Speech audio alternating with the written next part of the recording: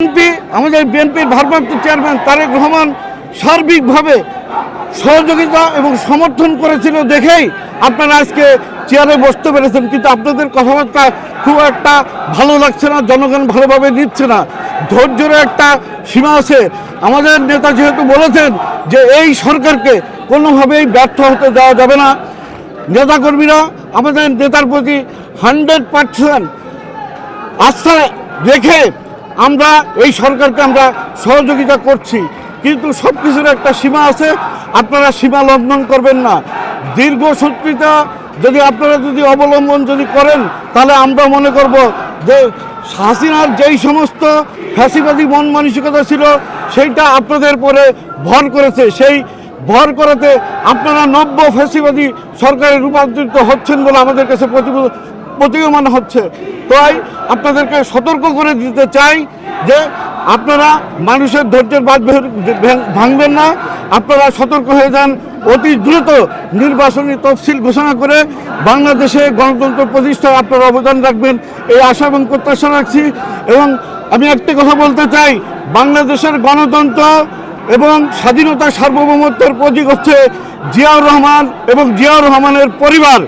এই পরিবার সবসময় বাংলাদেশের স্বাধীনতা এবং সার্বভৌমত্ব রক্ষার জন্য সবসময় জনগণের পাশে এসে দাঁড়িয়েছে। আপনারা জানেন এখনও বাংলাদেশের জাতীয় ঐক্যের প্রতীক হচ্ছে জিয়া পরিবার। সো এর বাইরে আপনারা যারা চিন্তাভাবনা যারা করবেন, বিশেষ করে যারা পার্শ্ববর্তী রাষ্ট্রের যারা দালালি যারা করছেন, তাদেরকে সতর্ক করে দিতে চাই। এবং যারা ভিতরে থেকে যারা আপনারা ষড়যন্ত্র করছেন, বাংলাদেশের মানুষ কখনো সেই 1/11 থেকে শুরু করে যেই ষড়যন্ত্র শুরু হয়েছিল, সেই ষড়যন্ত্র আপনারা যা এখন পর্যন্ত যেহেতু সফল হতে পারেন নাই, ভবিষ্যতে পারবেন না।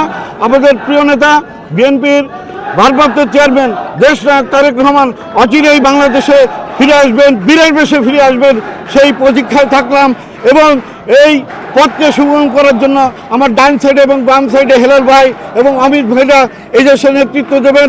এবং তাদের নেতৃত্বে আমাদের খুলনা বিভাগ এবং আমার আরেক প্রিয় বড় ভাই আছেন রবিকুল ইসলাম বকুল ভাইয়ের নেতৃত্বে খুলনা বিভাগে আমরা শক্তিশালী একটি ইউনিট হিসেবে আমরা বাংলাদেশের অন্যান্য বিভাগের মতো আমরা একটি শক্তিশালী সংগঠনের রূপদান করব, এই আশা এবং প্রত্যাশা রাখছি। এবং আবারও স্মরণ করছি শহীদ রাষ্ট্রপতি জিয়াউর রহমানের প্রতি। শহীদ আরব রহমান কোকর জন্য আপনারা দোয়া করবেন। দেশনেত্রী বেগম খালেদা জিয়া অসুস্থ, ওনার জন্য আপনারা দোয়া করবেন। এবং আমাদের প্রাণপ্রিয় নেতা দেশনায়ক জনাব তারেক রহমান আপনাদেরকে সালাম জানিয়েছেন, আপনারা ওনার সালাম এবং শুভেচ্ছা গ্রহণ করবেন এবং অচিরেই আমাদের নেতাকে আপনাদের মাঝে ফিরে